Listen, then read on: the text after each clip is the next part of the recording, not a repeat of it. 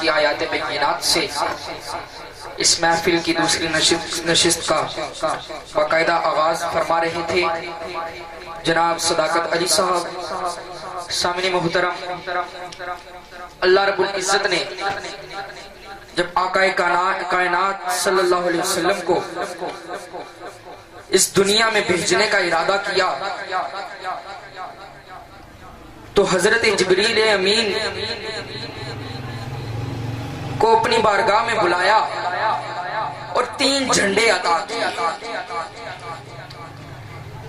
وہ جھنڈے عطا کر کے اللہ رب العزت نے یہ ارشاد فرمایا، اے جبریل یہ جھنڈے لے جا، ایک جھنڈے کو مشرق میں گاڑ دے، دوسرا جھنڈا مغرب میں گاڑ دے اور تیسرے جھنڈے کو کعبے کی چھت پہ لگا دے۔ جبریل عرض گزار ہوا، اے رب کائنات وجہ کیا ہے، ان جھنڈوں کو لگانے کا مقصد و مدعا کیا ہے؟ تو اللہ رب العزت نے ارشاد فرمایا، اے جبریل تو سوال کرتا ہے کہ ان جھنڈوں کو لگانے کا مقصد کیا ہے، ان جھنڈوں کو لگانے کا مدعا کیا ہے؟ میں تجھے بتاتا ہوں کہ وہ کریم ذات جس کو میں نے تم سب مخلوقات سے پہلے پیدا فرمایا تھا، آج اس کو میں اس کائنات کے اندر بھیجنے لگا ہوں، اس دنیا کے اندر مبعوث کرنے لگا ہوں۔ اس لیے میں تجھے یہ حکم دیتا ہوں، یہ جھنڈے اٹھا، ایک جھنڈے کو مشرق میں گاڑ دے، دوسرے جھنڈے کو مغرب میں گاڑ دے اور تیسرا جھنڈا کعبے کی چھت کے اوپر لگا دے۔ اور حضرت صفیہ حضور کی پیاری چچی آپ ارشاد فرماتی ہیں، جب حضور نبی کریم علیہ السلام کی ولادت کا وقت قریب آتا ہے تو میں کیا دیکھتی ہوں، آسمان کی طرف میں نے نگاہ بلند کی تو میں نے دیکھا کہ آسمان کی جو ستارے ہیں وہ زمین کی طرف اتر رہے ہیں، اتنے قریب آ جاتے ہیں کہ مجھے یہ خدشہ ہونے لگتا ہے کہ وہ شاید ٹوٹ کے زمین پہ ہی نہ گر جائے۔ اللہ رب العزت نے بھی آقا کی میلاد کے موقع پر جھنڈوں کا انتظام کیا اور لائٹوں کا بندوبست ستاروں کی شکل میں کیا، تو اسی اس مقصد کو اور مدعا کو بیان کرتا ہے شاعر۔ آپ کی سماعتوں کی نظر کرتا ہوں، لکھتے ہیں کہ گھر گھر پہ عاشقوں نے جھنڈے لگا دیے ہیں، آمد پہ مصطفیٰ کی کوچے سجا دیے ہیں۔ آواز بلند کہہ دیجئے سبحان اللہ۔ گھر گھر پہ عاشقوں نے جھنڈے لگا دیے ہیں، آمد پہ مصطفیٰ کی کوچے سجا دیے ہیں، رنجو علم کے مارو پریشان کس لیے ہو، آمد ہے اس کی جس نے روتے ہسا دیے ہیں، ویرانی چمن کا خدشہ نہیں ہے ہم کو، عشق نبی کے دل میں دیپک جلا دیے ہیں، ذکر رسول پاک کی عظمت تو دیکھیے، جب یاد آ گئے ہیں سب غم بھلا دیے ہیں، ہوگی بلند کتنی شان رسول سوچو، ان کے غلام نے تو مردے جلا دیے ہیں، پوچھو ذرا حسین سے دین نبی کی قیمت، کربل میں جس نے سارے ہیرے لٹا دیے ہیں، کندزین تھا ظفر تو اور کتنا تھا کم نصیب، ناتے نبی نے تیرے مقدر بنا دیے ہیں۔ کندزین تھا ظفر تو اور کتنا تھا کم نصیب، ناتے نبی نے تیرے مقدر جگا دیے ہیں۔ الصلاة والسلام علیکہ یا سلام علیکہ یا حبیب اللہ، آنسوں سے وضو کر لو، کوئی راگ میں چھیڑو، سرکار کی نعتوں کے کچھ پھول بکھیرو، اور لمحات زندگانی مرکوز ہے اسی پہ ظفر، ان کی صورت نظر آئے جدھر رخ کو میں پھیروں، صلی اللہ علیہ یا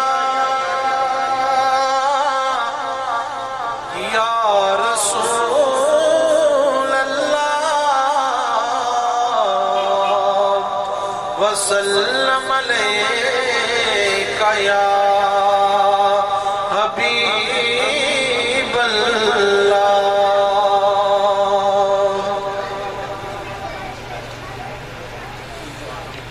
آنکھ کی سب کا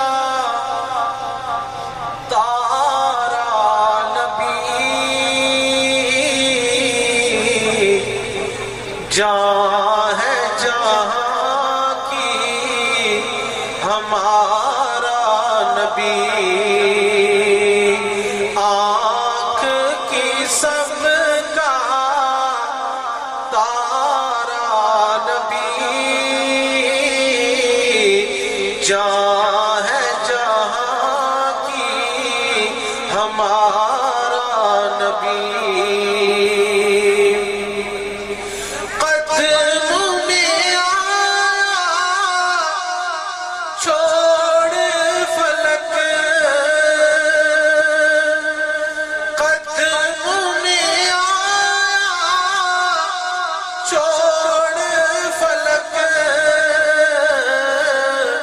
جب چاند نے پایا اشارہ نبی، جہاں ہے جہاں کی ہمارا نبی۔ آنکھ کی سب کا تارا نبی، جہاں ہے ہمارا نبی۔ پہنچا جہاں پہ مقام بھی نہیں، پہنچا جہاں پہ مقام بھی نہیں، وہ آمینہ کا راج دلارا نبی، جہاں ہے جہاں کی ہمارا نبی۔ آنکھ کی سب کا تارا نبی، جہاں ہے جہاں کی ہمارا نبی۔ خالق کی زمین ہو یا سدرا فلک،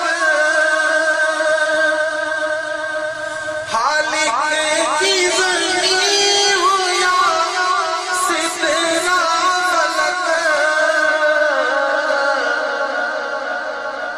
ہر سو ہی رہا ہے اجارا نبی، جہاں ہے جہاں کی ہمارا نبی۔ آنکھ کی سب کا تارا نبی، جہاں ہے جہاں کی ہمارا نبی۔ سہاروں کو سہارا جہاں چھوڑ دے، سہاروں کو سہارا جہاں چھوڑ دے، ہے سب کا وہاں بھی سہارا نبی، جہاں ہے جہاں کی ہمارا نبی۔ آنکھ کی سب کا تارا نبی، جہاں ہے جہاں کی ہمارا نبی۔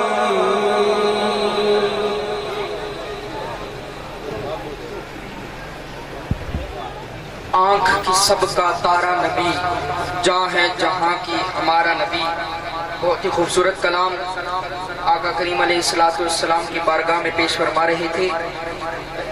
सामीन मोहतरम,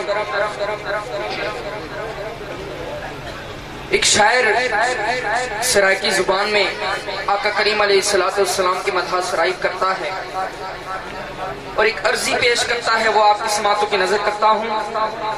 लिखता है कि बड़ी हसरत है तेंडे बूहे ते मथा टेक दा मर जा। बड़ी हसरत है तेंडे बूहे ते मथा टेक दा मर जावा। तेरे इश्क दा बाल के मच सोहना इंज सेक दा मर जावा। पेंडा दूरियां दा नाल हजवां दे इंज मेच दा मर जावा।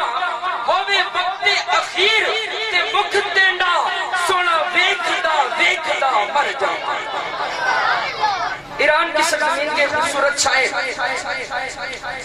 शेख सादी शहराजी रहमतुल्लाह अलैह, तमामी लोग उनके नाम से वाकिफ होंगे। हुजूर नबी करीम अलैहिस्सलाम की मदह सराई फरमाते थे, आपकी शान में कसीदे लिखते थे। हस्बे मामूल एक रात बैठे कसीदा लिखने। क्या लिखते हैं कि बलगल उला बे कमाल ही, बलगल उला बे कमाल ही, कशफत तुजा बे जमाल ही, हसनत जमीयो खिसाल ही। इतना लिखते हैं, कलम रुक जाता है। कलम आगे ताकत नहीं पकड़ रहा कि चौथा मिसरा लिख सके। बड़े परेशान होते हैं। इसी परेशानी के आलम में आंख लग जाती है, जाहिरी आंख बंद होती है, दिल की आंख खुल जाती है। आका करीम अलैहिस्सलाम ख्वाब में दीदार नसीब फरमाते हैं और इरशाद फरमाते हैं, ऐ सादी क्यों परेशान है, तेरी परेशानी का सबब क्या है। सादी से पूछते हैं, बता तेरी परेशानी का सबब क्या है। शेख सादी फरमाते हैं, या रसूल अल्लाह, आपको मालूम है कि मैं रोज आपकी बारगाह में कसीदे लिखता हूँ, नातू के नजराने आपकी बारगाह में पेश करता हूँ। आज एक अजीब सा माजरा पेश आया। हुजूर ने फरमाया, क्या माजरा पेश आया। सादी अर्ज करते हैं, या रसूल अल्लाह, मैं नात लिख रहा था, लिखा बलगल उला बे कमाल ही, कशफत तुजा बे जमाल ही, हसनत जमीओ खिसाल ही। इतना लिखा, आगे ज़हन काम नहीं कर रहा, कलम में इतनी ताकत नहीं कि आगे कुछ लिख सके। हुजूर के चेहरे पे मुस्कुराहट आ जाती। हुजूर फरमाते हैं, ऐ सादी रोज कसीदे लिखता है, कभी नहीं भूला आज कसीदा क्या लिखा है कि बलगल उला बे कमाल ही, कशफत तुजा बे जमाल ही, हसनत जमीओ खिसाल ही। अरे सादी इतना लिख चुका है तो आगे ये क्यों नहीं लिखता, सल्लू अलैहि, ये भी लिख डाल। बलगल उला बे कमाल ही, कशफत तुजा बे जमाल ही, हसनत जमीओ खिसाल ही, सल्लू अलैहि व आलिही। इतना खूबसूरत कलाम लिखा। और एक और शायर ने इस कलाम पे तस्वीर लिखी, वो आपकी समातों की नजर करने जा रहा हूँ। फिर उसके बाद तसव्वुर साहब को दावत दूंगा कि वो आएंगे और आका करीम अलैहिस्सलाम की बारगाह में मदह सराई फरमाएंगे। शायर लिखता है कि दी रोज दर गुस्तान सरा, सब तोतियां यूं खुशनुमा, पढ़ती थी नाते मुस्तफा बलगल उला बे कमाल। आवाज़ बुलंद कह दीजिए सुभान अल्लाह। दी रोज